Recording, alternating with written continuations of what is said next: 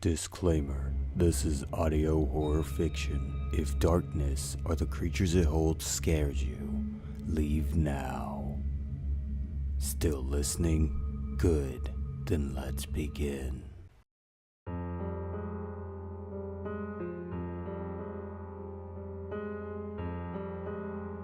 When I was a kid, I discovered something. It was at my summer home in Lake Placid. I used to head out there every summer with my family and some friends. I loved it there. We owned a huge log cabin full of things that a kid would find amazing. We used to love to go for swims in the lake as the hot sun beat down, fatiguing us. The embrace of the cold, shimmering water was indescribably refreshing. I could swim for hours without becoming exhausted. There was really something special about that place, and I loved it as a kid. I was going there until I was about 16. That year, something went wrong. It was enough to make my family sell that house we loved so much, and it's something that I've never forgotten. And I don't think that I ever will. One day, on that last year, 1997, I was out for a swim. I was with my dad and my brother. My friends were all out for lunch, and my mom was inside reading. We were just messing around in the lake, splashing each other, seeing who could do the biggest cannonball and other stuff like that. It was really sunny out that week, and my shoulders were toned crimson. The water was really refreshing and helped cool them down. I remember the way the water rippled, slowly, up and down, just a little bit.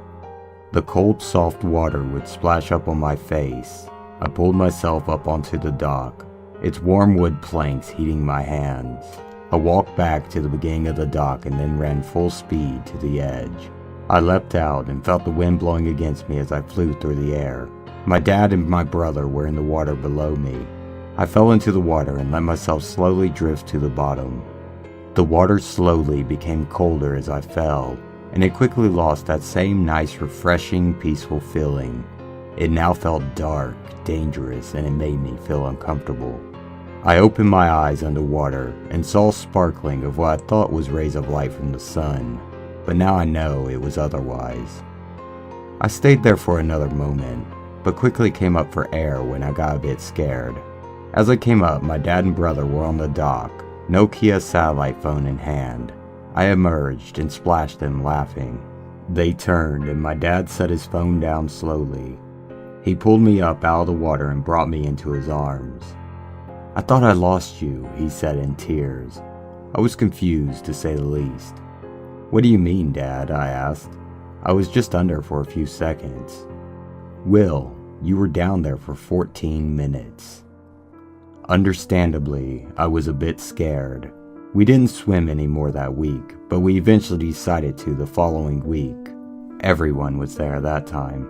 My whole family, and a couple of families that we're friends with. I brought goggles because we all planned on going for a swim out to the platform in the middle of the lake. We got there and I rushed to jump in. The nice familiar embrace of the water there as usual. Everyone else joined me, and the laughs quickly filled the air.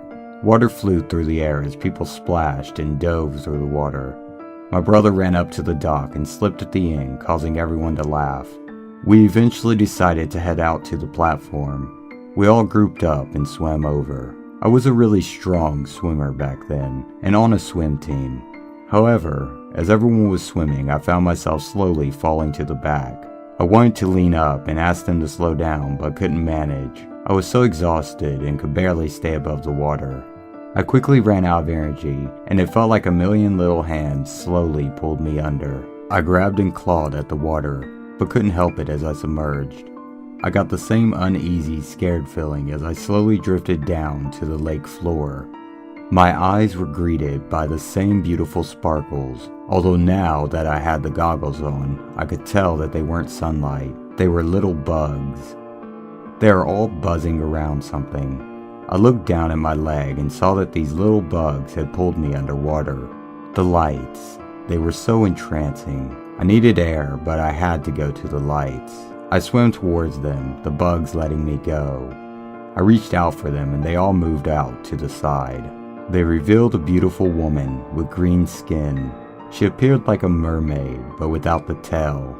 More women like her slowly crept from the dark depths of the lake, and they slowly approached me. Suddenly they grabbed me and started trying to catch my limbs between their teeth. I yanked myself away, snapping out of my trance. I clawed to get to the surface with desperation, and my hands found something. I pulled myself up on the rope and emerged. Police boats surrounded me, and my distressed family sat upon the platform. They all yelled in delight and looked very relieved. I looked back down and caught a glimpse of hair slowly drifting down to the depths. I had been underwater without air for 3 hours, longer than any human before by a long shot. I haven't ever seen those lights again, but I know that if I did, I would swim to their beauty in seconds. Thank you all so much for listening. If you enjoyed this story, make sure to leave a like and subscribe and share to help feed the dark machine.